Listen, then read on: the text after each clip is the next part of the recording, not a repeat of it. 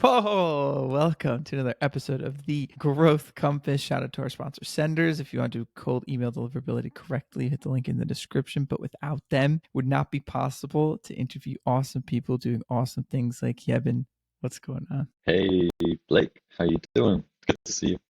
Good. Well, I don't know how many people out there know, but I've been looking forward to this interview for a long time. I think what you're doing and your story is really interesting, and there's a lot to learn from your experience. So, if you could start with giving a brief intro of yourself and what you're building. Hey, yeah, I'm really excited to be here and really excited to chat to you and also keen to learn about your story. Yeah, a very quick one. I'm currently working with a small team at CleanTech GrowthLab, and our motto is zero waste growth for zero waste tech, all about climate tech, especially in B2B. And we're basically helping founders with their marketing and their sales, helping them get past some of the common barriers that we've seen. How I got into this was I really wanted to start a renewable energy startup. I'm really obsessed with energy. I think it's one of the most amazing areas to be working, today for many, many reasons. When I started speaking to these really, really brilliant founders, I was at first humbled by how smart they were and how good they were at what they were doing. And it made me think, maybe I need a better idea. But the other thing that I noticed was that they had a lot of the same challenges in building these companies that they were building. So they had in the runway for going from idea to development of that idea into a product to commercialization, they had very, very similar challenges on the commercialization side. So that was my histories in marketing. I come from an enterprise marketing background. I could kind of see, okay, maybe there's a good fit here. Maybe it's better for me to focus on what I do best, which is basically not building products, but building solutions to problems that are a little bit more complex and require some service level integration. That's how I got here. So, where did they, because you said you had an idea for a little bit to start a renewable energy startup. Did you get into the industry at any point? Like from what age was that, an aspiration of yours? Well, yeah, I mean, it's always been like a hobbyist's aspiration, like playing with solar panels. There was this little science center when I was a kid where you could go and buy these tiny little solar panel kits. You could hook them up through a circuit board. You could do all these little things. I just thought that was magical, right? As a kid, you see that, and it's like it's an unbelievable thing. It really does feel like magic. So, yeah, as a hobby, it was always there. But more realistically, when I was getting as an adult, I was about 28 years old, and I was looking for ways to do something that was meaningful. I come from South Africa. We have a lot of energy problems in South Africa. We had some privately owned utility challenges to address, and there's so much opportunity in a place like South Africa, especially where you could do decentralized grids and you could build these little pockets where communities can, become entrepreneurs. They can set up these systems and they can basically support each other with energy gaps. That was very much an institutional missing link in providing energy to people. Many people were going with rolling blackouts of, missing energy, which is super important because without energy, you're using paraffin lamps for lighting and super unhealthy, right? And many other reasons, many businesses that couldn't run. So long story short, decentralized grid products, like little products that make other people able to create a mesh. This was very interesting to me and I really wanted to pursue that.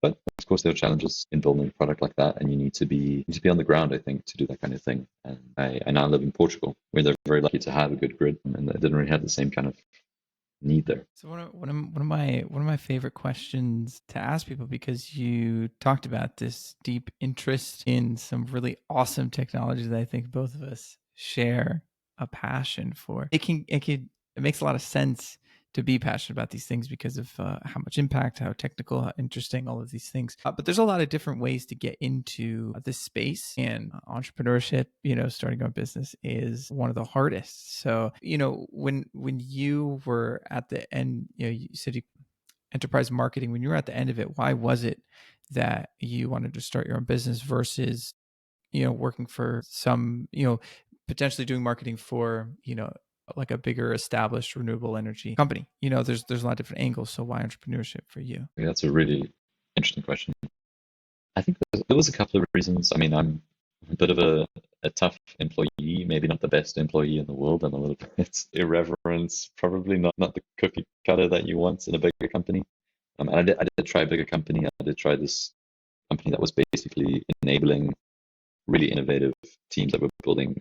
The company that I was working with, they were helping do precision measurement of instruments. And so they were helping these clean energy companies build better tooling for what they were doing. So it was like an indirect benefit. And I thought I'd found my place. I thought this was the company to work for. One of the challenges is with a big company like that, there's so much bureaucracy. You're spending, felt like half of my time was just spent navigating bureaucratic marketing systems and sales systems. We didn't get much done, that was really frustrating. And the other part of that was I could see that there was a benefit to what we were doing, but there were so many orders, so many steps to follow to get to the actual benefit. I just felt like I would love to work with a team of people that move fast and are very close to the customer, very close to the impact that they drive. And I felt like, okay, I need to find smaller teams. I need to work with people that are actually close to the ground. So how long has it been since you launched? Oh man, how long has it been? I'm Launched in flying. February 20. Yeah, time is flying. Yeah, so just under 2 years now. It does feel like longer, I'm not gonna lie. Yeah. Well, I think agencies age congratulations. you at an abnormal rate. Thank you, thank you. So, two questions. One has to do with your personal experience, growing your team, growing the agency, getting your first clients, things like that.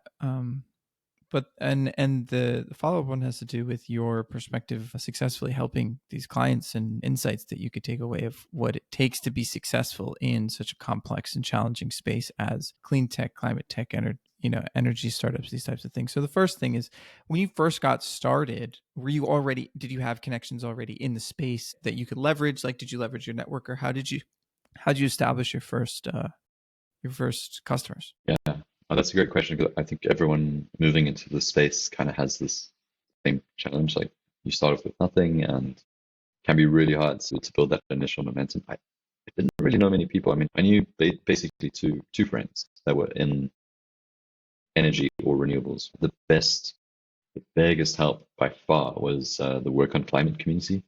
It's a Slack community, unbelievably engaging. Everyone's super helpful. You enter that place and you just feel like everyone's here to help each other. So definitely the best community I've joined, and I would recommend that to anyone who's at a similar stage, maybe trying to either get started or maybe they've already got the product that they're building, but they just want to either connect to people that have that can give them advice, or maybe just give them a leg up, into a new space. So I've learned so much from the people there. That was the start for me, and then How did you LinkedIn was find out pretty good about as that? well. I just a lot of googling, I suppose. I Okay, don't know how it got. Yeah, I think I was actually googling communities for climate, and okay, there are cool, quite a cool. few. That's the most engaged one. So then you entered this community, people were helping each other out, and you got connected to somebody that was looking for work. Oh yeah, yeah. I spoke to a couple of people who were very early stage, and they later came back. The people who had early stages, we stayed in touch, and then later they came asking for help, and those became two of my initial clients that I worked with. And that was good. It was really nice to have that relationship. To be honest, my first big client came from somebody who was looking for work on Upwork. And I don't really use it all because, I prefer to work directly. But I was using it to see like what's the demand for certain services. So I would look for people in clean tech or climate tech or in solar or renewables. I was using a couple of keywords. I'd use that Boolean string. And I'd go look like, okay, who needs help with what in this space? Because it's like a form of market research. I spent a lot of time in the beginning just like not really knowing what people needed help with. And this was one way I was trying to Yeah. answer that question. And so I found someone who needed help. And I actually saw that a lot of their challenges were setting up frameworks for setting up a paid media advertising funnel, setting up like retargeting funnels, and like reducing the cost of acquisition. And I thought, hey, this is great. There are templates for all of these problems that they have. And I just basically threw the templates at them and I said, have fun. If you need help with it, we can talk about it, but you should be able to execute this on your own. And that was the start of a beautiful relationship where we were just super open with each other and we spoke about it. And eventually I became, what you would call like a fractional team for this organization. Wow. And then how did you turn that experience into, because again, I mean, in a situation like that, when you're first starting out and you're given an opportunity like that, you could, and you enjoy the team, you could choose to allocate a lot of your time towards the marketing efforts of that firm. So how did you take that experience and continue driving in the direction of, I want to stay the course of the agency. I want to take this work and then utilize it to get future clients. That's a really good. You ask amazing questions, man. That was I definitely appreciate that. a it's what you do. That was definitely something that was front of mind for me. Like, you're always thinking, I love this client, I love working with them, but I could very quickly become a full-time employee. Like this could just segue into something that's not what I'm trying to build. So at first, the way that I managed that was I was trying to build systems that were repeatable. So I was trying to, like, every time I do something new, ask the question, could you do this again? Could you build a process around this? And then could you give that process to either someone else or maybe even an agent, right? This was in the early days of agents, so we were still maturing in that. And that was how I tempered that balancing act in the beginning. What I actually found was that you can't really template that much. You can template the baseline, which is maybe 40%, 50% of the work. And the rest, you just need to hire people that are really adaptive and smart. And so eventually I got to that point where I just had to hire people. I'm really glad I did because, I'm learning from them every day. Yeah, but I mean, you like read my mind. You alluded to the next question. I think a huge step in any entrepreneur's journey, unless you're trying to do the solo thing, which is totally cool. But if you're looking to grow and eventually you need to delegate and eventually you need a team, and that is a huge milestone. So, what was it like for you personally to go from solo doing everything on your own, chilling, all this stuff, to eventually hiring a team member? Yeah, I mean, it kind of feels like when you're the only person in the company, you're like seconds away from going insane at all times because there's no one to bounce ideas off of. So you're just talking to yourself every day, every single day, right? I mean, you're 2 steps away from being in a confined room. So first of all, that was amazing to just have someone to talk to and be like, "Yo, this is what I'm doing. What do you think about it?" And that was a great joy. And then I immediately realized as well, which was more challenging, was that the way that I had been operating up until that point was no longer suitable in order to build a good team that was like empowered and had all the tools they needed. So I had to just change gears in my mind a little bit and think more. I guess just think more collaboratively. Where previously I could think quite independently. But I mean, I guess speaking from a little bit of personal experience, like making that jump is not always intuitive, I guess, if you've never done it before. So, like again, from my experience, so that's why I'm just curious, like when you went from that headspace of I'm getting stuff done, I'm doing things my way, to now you have another person that you need to execute, you need to support executing at their highest level.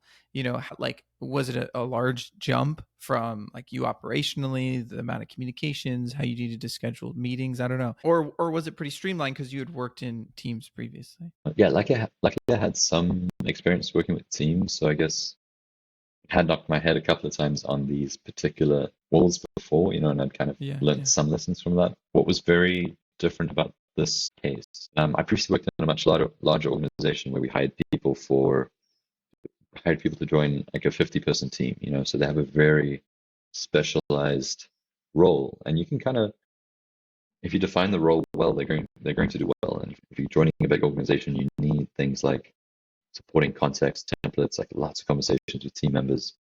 That's the burden of context you have to absorb joining a big team.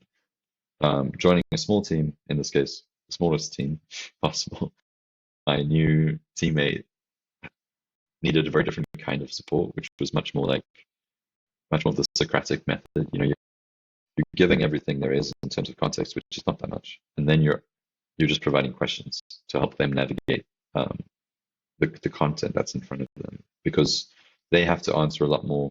They have to come up with the answers a lot of the time, right? Because there's just far fewer people for them to depend on, which is a stimulating environment if you can get it right.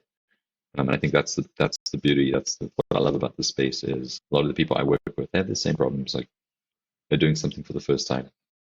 There's best practice out there, but it doesn't really answer the questions that they have. The secret, or the I don't even know what the question was anymore.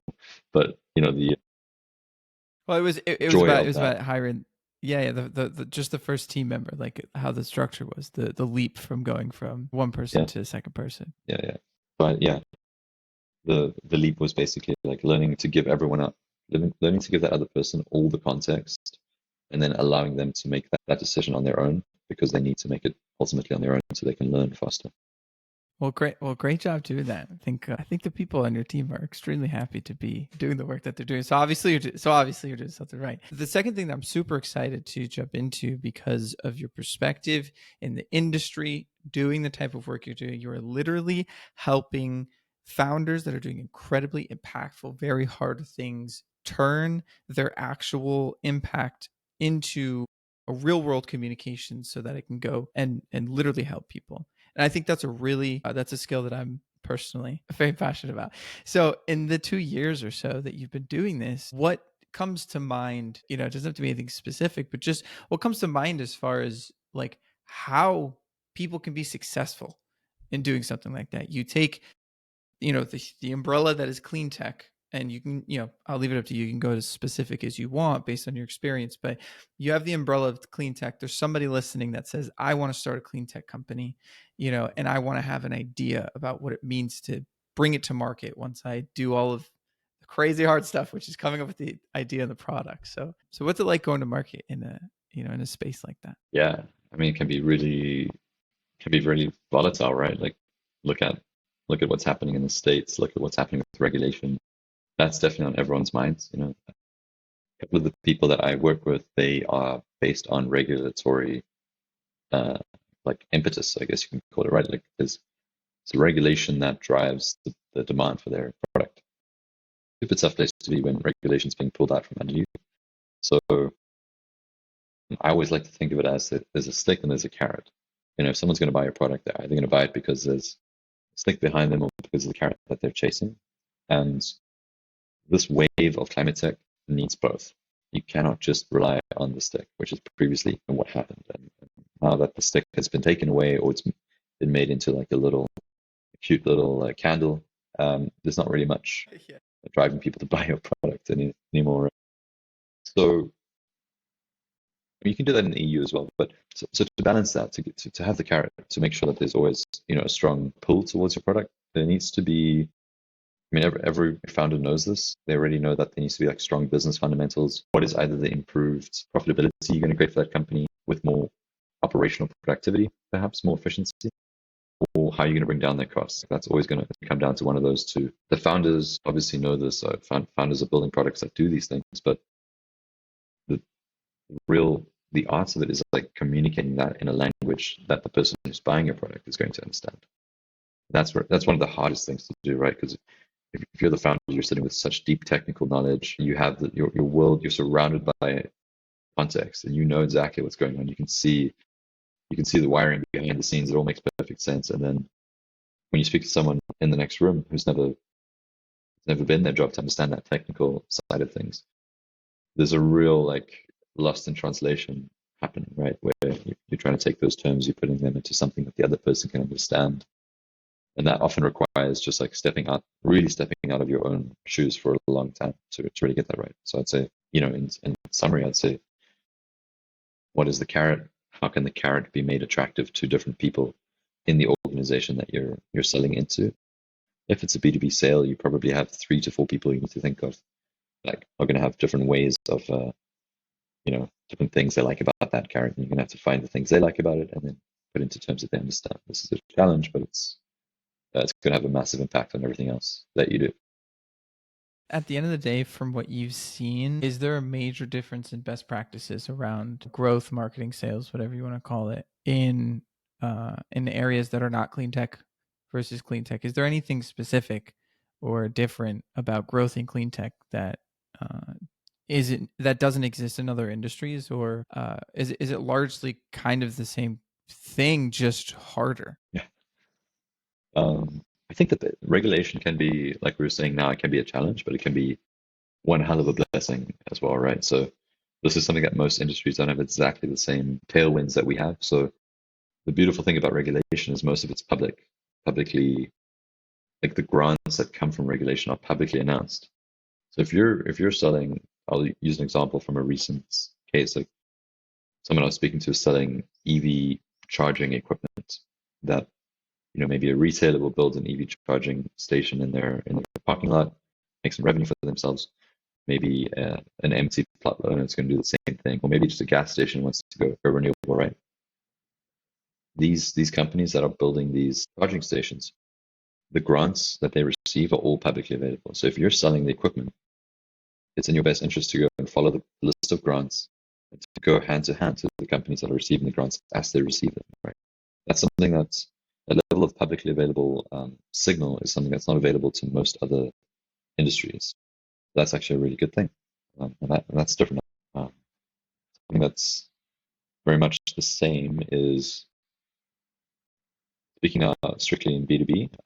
You have these really, really long sales cycles and procurement cycles, which means you need to give someone else time, and you need to reduce their risk to accept that they're not going to be able to buy you, even if they're like you. They need to be in the right place in the organization's procurement cycle. Yeah, that is very much the same as what we see in industrial sectors or selling very complex tech to very big organizations. Some of it's the same, some of it's different. I'm curious what you're finding. Well, I think one of the things that stand out to me is what you explain. The signal as far as publicly available grants and things like that, I think is so interesting.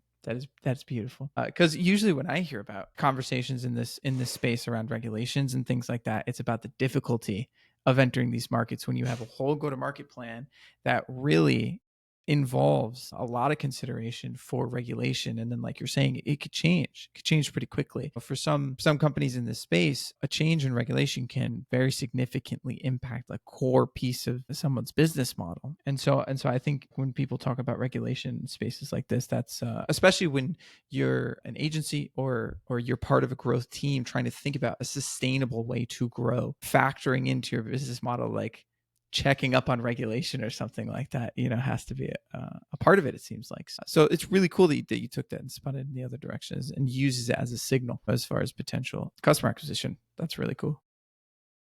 Yeah, and taking that, like looking at the regulations and looking at like what's the risk profile of this particular regulation. How likely is it that it's going to get pulled because of federal changes or state changes?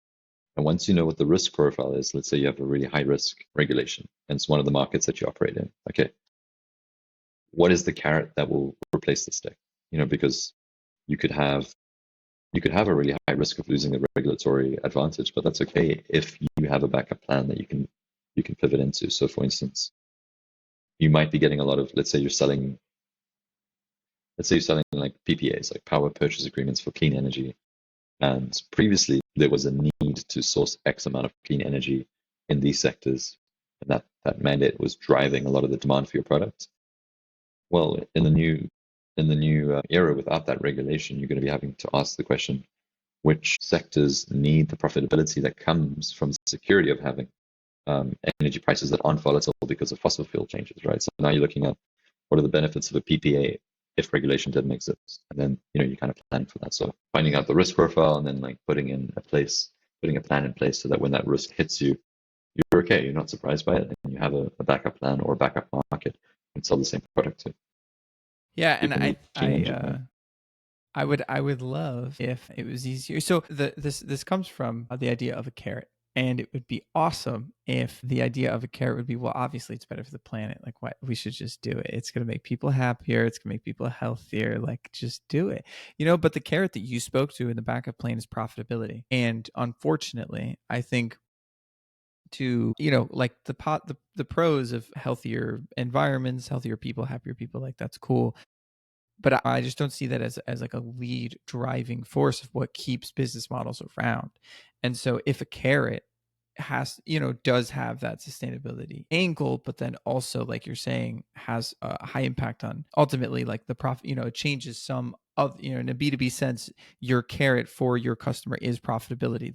More sustainable. I think in my experience, there's been a similar conversation in nonprofits when nonprofits are, there's a stigma against nonprofits using a lot of money Right. for sales and marketing, but it ultimately limits your ability to have impact if you're not approaching it as scaling it like a business. And so some prominent nonprofit leaders that I've spoken to have been like, the reason that we're successful is because we're operating this like a for-profit business. And a lot of nonprofits fall short when they don't allow themselves to think that way. And so, having profitability be one of your most important driving factors and carrots, in your market, I think is sustainable. So I appreciate you for bringing that up.